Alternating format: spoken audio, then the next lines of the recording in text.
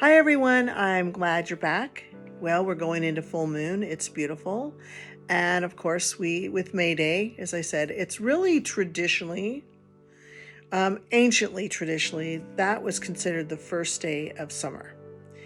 And now we've got the weather going all over the place. It's either raining or it's super sunny.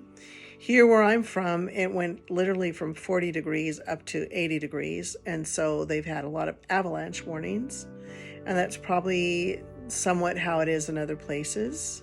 But we love the rain. The rain is making it so everything is, coming out. I've been watching all the trees and they were going into little buds, and now they're just starting to burst everywhere with pink and white and beautiful, like super bright green. And then if you have other plants, of course, they're doing their brilliant comeback.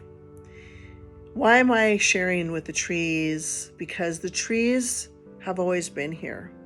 The trees are always standing there for us, always calling this to them. And during this month, which there's a lot of things going on, of course, we've got the retrograde that we're still in, and being done with the retrograde. But remember, there's post-retrograde up until June 1st. It's a good time to connect with nature. It's calling us to it. So take walks if you can, or even if you're driving, obviously watch the road, but look and see if you can notice what's there. If you've noticed the beauty of the trees, because again, they're calling us. Trees have been in every kind of history, always. There are trees that are very, very ancient, still living. In fact, one of the oldest living trees that we're aware of is in England. And people go there and be kind to the trees, because they support us. They support us with their breath so that we can breathe as well. If you want to plant trees, this is the time to do it. Don't wait till their sap is starting to run. And please remember, be careful with the trimming of the trees outside if you feel like you need to do that. Please don't cut the tops off of the trees, because that's like cutting us off. The tree needs all of that energy to reach into the sky, and it's as above, so below, and then it just spreads out. So it's a wonderful metaphor of how we can spread our energy out clear to the tiny little ends.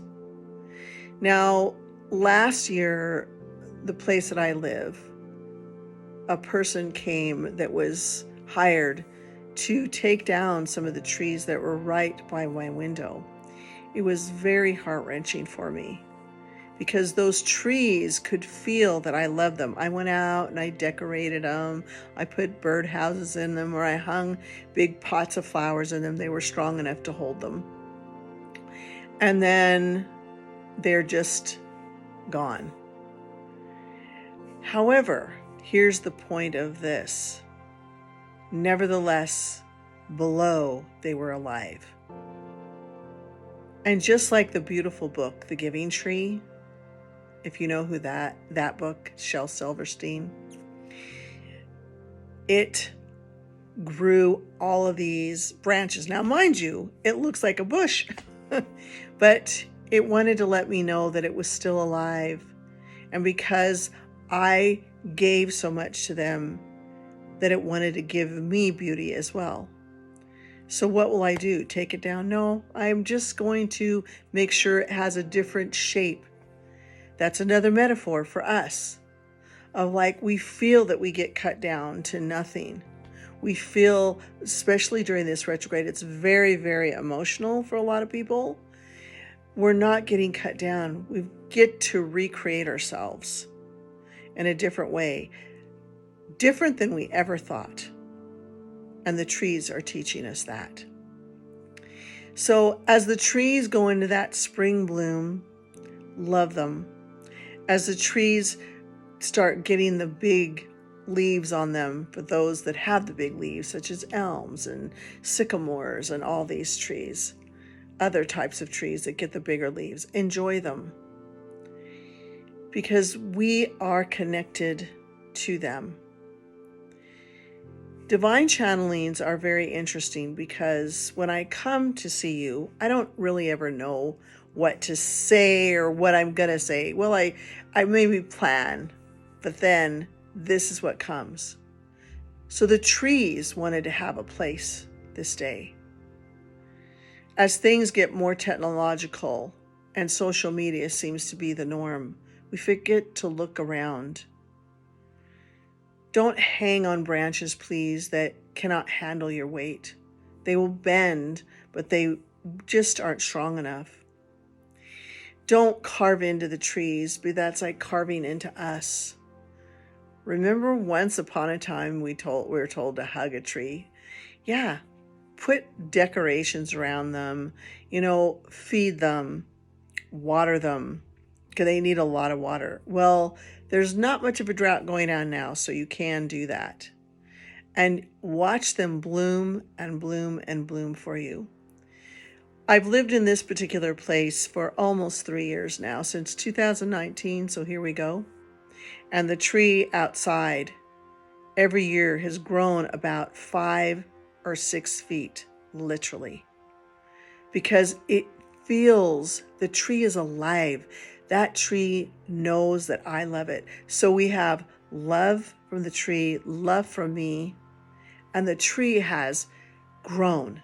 Another metaphor that as we give love, that outside will automatically give back to us. Our world is the world that we create. Again, if you're having those days, which a lot of people are having them, because this is a slow climb to the retrograde, okay?